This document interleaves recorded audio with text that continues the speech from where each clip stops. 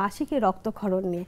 আমাদের নারীদের জীবনে তো এটা খুবই সাধারণ একটি ব্যাপার, আমরা একদম কৈশোর থেকে কিন্তু এটা পেয়ে থাকি এবং এরপর থেকে কিন্তু সারা জীবনে এটা আমাদের একদম দৈনন্দিন লাইফের সাথে কিন্তু এটা মিশে গেছে। তবে নারীদের ক্ষেত্রে যেটা হয় যে সময়কালটা অনেকটা ভিন্ন থাকে, কারোর ক্ষেত্রে 3 দিন থাকে, কারোর ক্ষেত্রে 5 দিন বা 7 দিন, অনেকে 10 দিনের বেশিও হয়ে থাকে। আসলে কোন সময়টা বা কত দিন সময় আসলে পিরিয়ডে থাকার বিষয়? আমাদের প্রতিটি মেয়ের এই ব্যাপারে খুব ভালোভাবে জানা থাকা দরকার। প্রথমে আমি একটু বলি যে মাসিকটি আমাদের, আপনি বললেন যে এটা খুবই একটা দৈনন্দিন বিষয়। একটা মেয়ে যখন কিশোরী বয়সে উপনীত হয় 12-13, তখন থেকে এটা শুরু হয়ে যায় এবং এটি মোটামুটি 40-45 বছর পর্যন্ত চলে। 45 থেকে 50 বছর বয়সে এটি আবার আস্তে আস্তে কমে বন্ধ হয়ে যায়, যেটিকে আমরা মেনোপজ বলি। যদিও এটা খুবই একটা প্রতিটি নারীর জীবনে একটা স্বাভাবিক প্রক্রিয়া, কিন্তু এটার যে কন্ট্রোল সিস্টেম সেটা কিন্তু খুবই জটিল এবং কিন্তু খুবই ছন্দময়। আচ্ছা, এটি আমাদের ব্রেন থেকে শুরু করে আমাদের ডিম্বথলি, জরায়ু এ পর্যন্ত একটি এক্সিসে অনেকগুলো হরমোন এবং এন্ডোক্রাইন ফ্যাক্টর দিয়ে খুব হারমোনিকভাবে নিয়ন্ত্রিত হয়।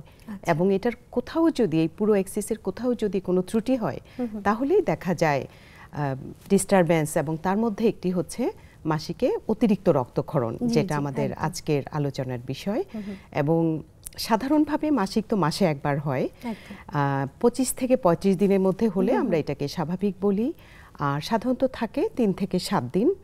সাধারণভাবে প্রথম 2-3 দিন বেশি ব্লিডিং হয়, পরে কমে কমে আস্তে আস্তে 7 দিনের মধ্যে শেষ হয়ে যায়। এটা হচ্ছে স্বাভাবিক।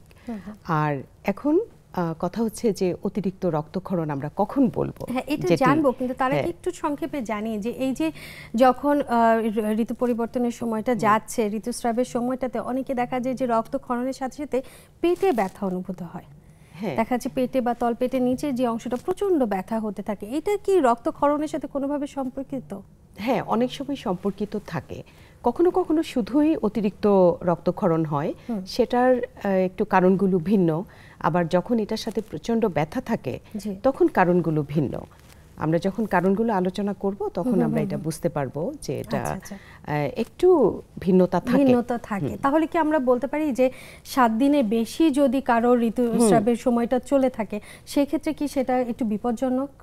হ্যাঁ, মানে আমরা অতিরিক্ত রক্তক্ষরণ যেটা স্বাভাবিকের চেয়ে বেশি, সেটা আমরা দুইটা ইয়েতে আমরা সিস্টেমে বলি। একটা হচ্ছে যদি সময়টা বেশি হয়, আরেকটা হচ্ছে পরিমাণে বেশি। তো সময়টা আমরা যেটা বলি যে 3 থেকে 7 দিন, কারো যদি 7 দিনের বেশি হয়, 10 দিন, 12 দিন, 14 দিন, তাহলে এটা অতিরিক্ত রক্তক্ষরণ। আবার যদি কারো নর্মালভাবে আমরা বলি যে প্রথম 3-4 দিন একটু বেশি যাবে, সেটা কতটুকু বেশি?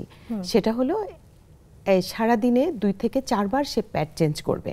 সারা দিনে মানে আমরা 24 ঘন্টা হিসাব 24 ঘন্টা, হ্যাঁ, 2 থেকে 4 বার চেঞ্জ করবে। কিন্তু যদি অনেকের 5 বার, 7 বার, 8 বার চেঞ্জ করতে হয়, অথবা তার বড় বড় চাকা যায় বা ব্লিডিং এর ফোর্সটা অনেক বেশি থাকে, অথবা আরেকটা আমরা প্যারামিটার বলি যে 3 ঘন্টার কম সময়ে কারো যদি একটি প্যাড পুরোপুরি ভিজে যায়, অথবা কারো যদি ঘুমের মধ্যে রক্ত দিয়ে বিছানা ভিজে যায়, এইগুলো যদি থাকে তাহলে আমরা এটা বলি যে এটা খুব সচেতন হতে হবে এবং এটা অতিরিক্ত রক্তক্ষরণ। চিন্তা করার মতন বিষয়।